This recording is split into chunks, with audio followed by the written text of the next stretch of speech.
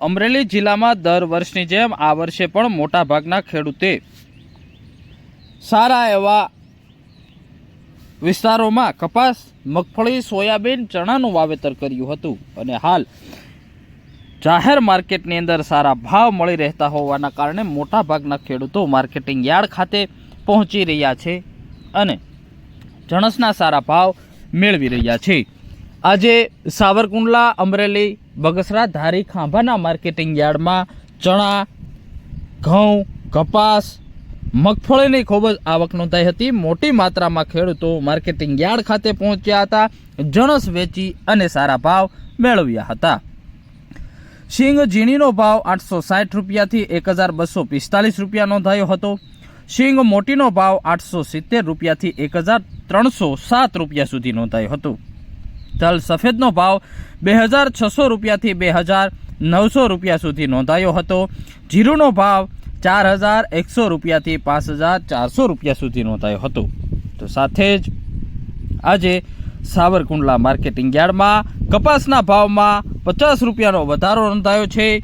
Savarkundla marketing યાર્ડમાં કપાસનો ભાવ 1300 રૂપિયાથી 1551 રૂપિયા સુધી નોંધાયો હતો, એટલે કે આજે કપાસના ભાવમાં વધારો થયો છે। તો સાથે જ ઘઉં લોકવનનો ભાવ 400 રૂપિયાથી 543 રૂપિયા નોંધાયો હતો। ઘઉં ટુકડાનો ભાવ 440 રૂપિયાથી 585 રૂપિયા નોંધાયો હતો। બાજરાનો ભાવ 507 રૂપિયાથી 523 રૂપિયા નોંધાયો હતો। જુવારનો ભાવ 600 રૂપિયાથી 832 રૂપિયા સુધી નોંધાયો હતો। તો સાથે જ મકાઈનો ભાવ આજે 592 રૂપિયા નોંધાયો હતો। મઠનો ભાવ 1000 રૂપિયાથી 1200 રૂપિયા નોંધાયો હતો। ચણાનો ભાવ 1050 રૂપિયાથી 1138 રૂપિયા નોંધાયો હતો।